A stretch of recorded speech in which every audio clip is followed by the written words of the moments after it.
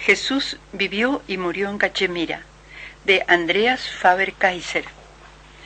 Exordio a la edición de 1989. La presente edición del libro Jesús vivió y murió en Cachemira aparece meses después de que el Vaticano anunciara que la síndone, la llamada sábana santa de Turín, no era la auténtica tela que envolviera el cuerpo de Jesús una vez descendido éste de la cruz. Dado que uno de los capítulos del libro argumenta precisamente lo contrario, creo necesario insistir aquí brevemente en este tema. El 13 de octubre de 1988, 4 días antes de celebrarse en la capital piamontesa el controvertido Congreso del Diablo, el cardenal arzobispo de Turín, Anastasio Ballestrero, señaló, durante una multitudinaria rueda informativa celebrada en la casa madre de los salesianos y en presencia de periodistas de todo el mundo, que los últimos análisis a que había sido sometido el lienzo indicaban que la tela databa de un período comprendido entre los siglos XI y XIV. La síndone fue sometida a análisis del carbono 14 por sendos laboratorios de las universidades de Zúrich, Oxford y Tucson. Para ello, se procedió a cortar un fragmento de 7 centímetros por 1 que se dividió en 3 partes idénticas. Estas fueron enviadas a los laboratorios citados junto con otras 2 muestras similares, una medieval y la otra del siglo I, introducidas en cápsulas lacradas con el sello del cardenal Ballestrero y marcadas con claves que solamente podían descifrar conjuntamente este prelado y el representante del Museo Británico. Los 3 laboratorios obtuvieron idénticos resultados. La reliquia es de indudable origen medieval y ha sido realizada entre los siglos XI y XIV, como ya queda dicho. Pero algo se escapa a la lógica. Algo nos hace intuir que hay gato encerrado en esta pretendida indubitabilidad, pues existen análisis anteriores a los del carbono 14 que con idéntico rigor científico llegan a conclusiones absolutamente opuestas. Antes, sin embargo, centremos en 2 palabras el tema para que todos sepan de qué estamos hablando. Los evangelistas Mateo, Marcos y Lucas cuentan que obtenido el permiso de Pilato, José de Arimatea bajó el cuerpo de Jesús de la cruz y lo envolvió en un lienzo blanco, en griego, síndone, que había comprado. Según una antigua tradición, la síndone de Turín, lienzo, sábana, sudario de Turín, es considerada como el lienzo en que fuera envuelto el cuerpo de Jesús una vez bajado de la cruz. Los días 7 y 8 de octubre de 1978 asistí junto con Mercedes Castellanos al segundo Congreso Internacional de Sindonología, celebrado en Turín bajo el lema La síndone y la ciencia. Representábamos a la publicación Mundo Desconocido, único medio informativo español presente en el Congreso. Cada 45 años la síndone se expone al público. Durante unas semanas, verdaderas riadas de personas pueden desfilar ante este lienzo singular que luego se vuelve a guardar bajo llave durante otros 45 años. La exposición pública de 1978 dio comienzo en la tarde del 26 de agosto. En el preciso instante en que en Roma la fumata blanca anunciaba la elección del asesinado Albino Luciani. El plazo de ostensión pública finalizó el 8 de octubre. Con tal motivo se organizó para los 2 últimos días de la misma el mencionado Segundo Congreso Internacional de Sindonología. En 43 días, más de 3 millones de personas acudieron a Turín desde muchos rincones del mundo para ver de cerca la tela que envolvió supuestamente el cuerpo de Jesús. Después, período de veda para el público. No así para la ciencia, que pidió algunos días de acceso a la reliquia para poder tomar muestras antes de que fuera definitiva y celosamente guardada. La Iglesia accedió de forma selectiva, que no libre. Tras la indudable inyección de moral para los celadores de la síndone y económica para el municipio de Turín, que supusieron esas 600 horas de visita, desde las 7 de la mañana hasta las 22:30 de la noche, durante 43 días, con invasión masiva de los 3 millones de visitantes citados, con 50.000 peregrinaciones organizadas, con casi 600 operadores de los medios de comunicación social, entre periodistas, fotógrafos y operadores de los equipos radiofónicos y televisivos, la visita de 21 cardenales y la colaboración de 1 millar de voluntarios de edades comprendidas entre los 18 y los 70 años, llegó la importante noticia de la concesión hecha a la demanda de los científicos.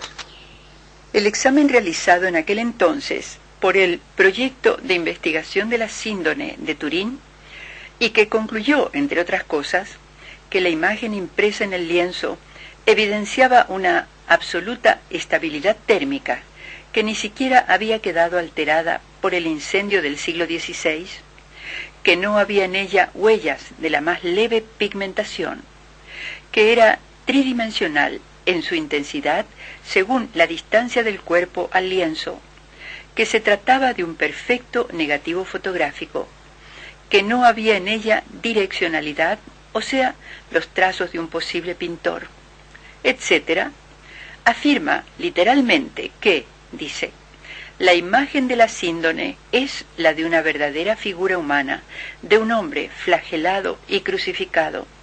No es el producto de un artista. Las manchas de sangre están compuestas de hemoglobina. Durante aquellos 2 días de congreso, el carbono 14 ya flotaba en el ambiente. Y aquí comienzan mis sospechas con respecto a los recientes análisis dados a conocer en octubre de 1988 por Monseñor Anastasio Ballestrero. Pues resulta que 10 años antes, los responsables del Centro Internacional de Sindonología de Turín, con su presidente Angelo Lovera Di Maria al frente, opinaban que el examen por medio del carbono 14 no se consideraba oportuno debido a 3 objeciones principales que se le oponen, a saber, 1, que no ofrece una fiabilidad absoluta; 2, que se requiere un pedazo de tela excesivamente grande; y 3, que hay adheridos al lienzo elementos recientes que podrían inducir a error al datar la fecha original de la síndone.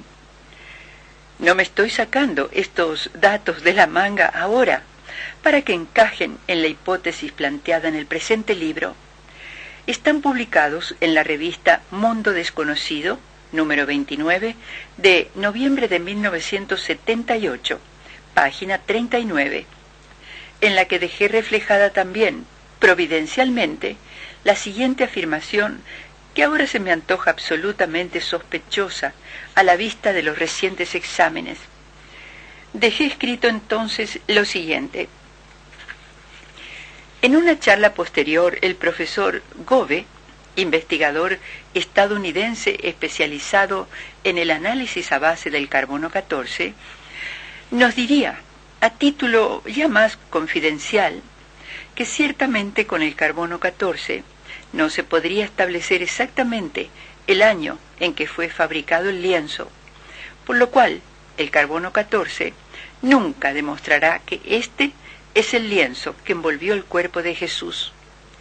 Pero, dijo, si por un casual el examen revelara que el lienzo data, por ejemplo, del siglo XI, quedaría definitivamente demostrado que no sería el que estuvo en contacto con Jesús.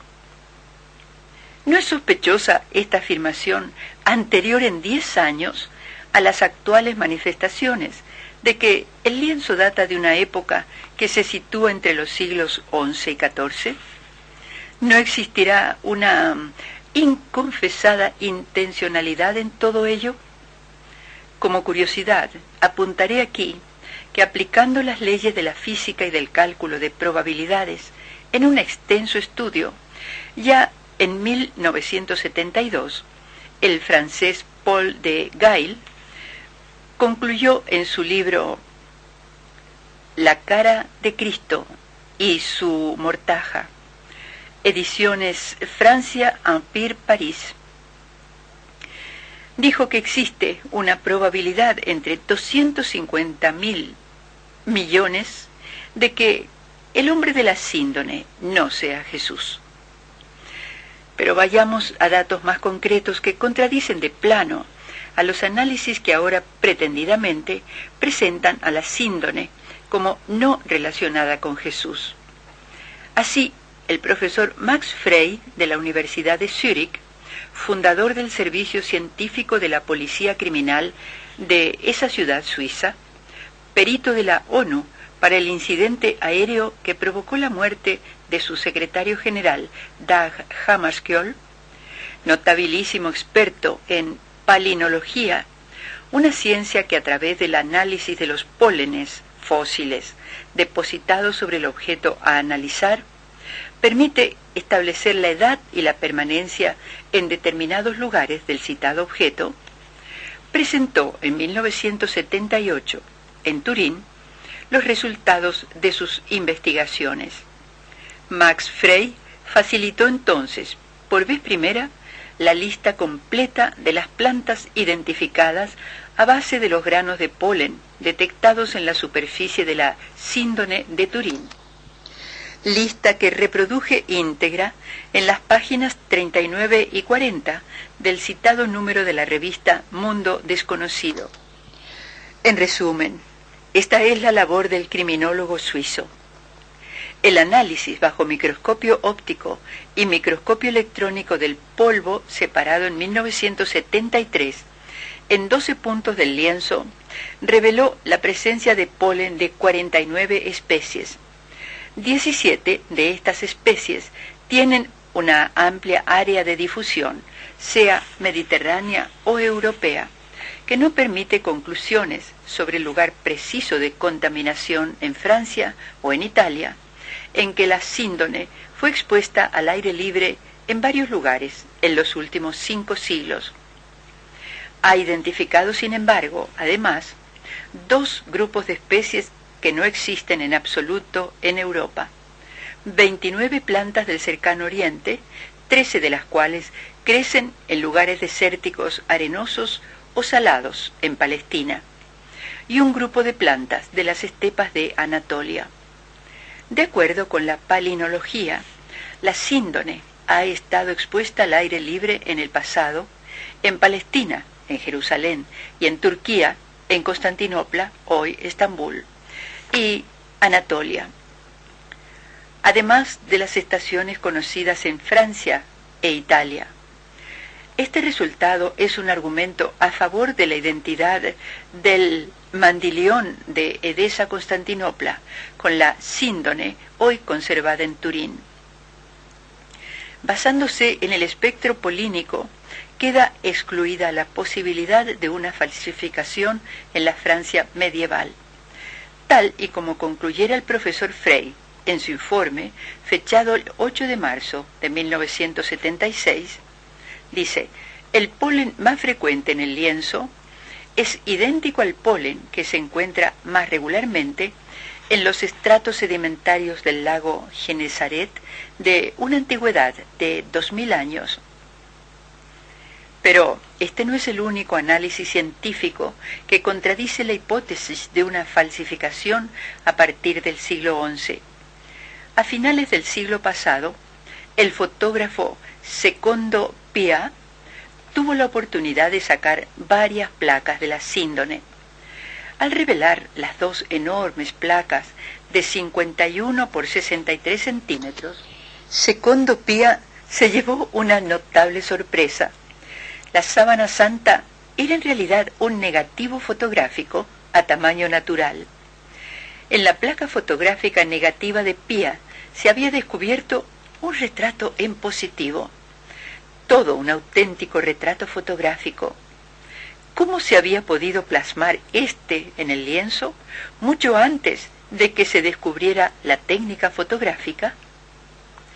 Tal vez expliquen este extremo los análisis realizados también hace ya más de 10 años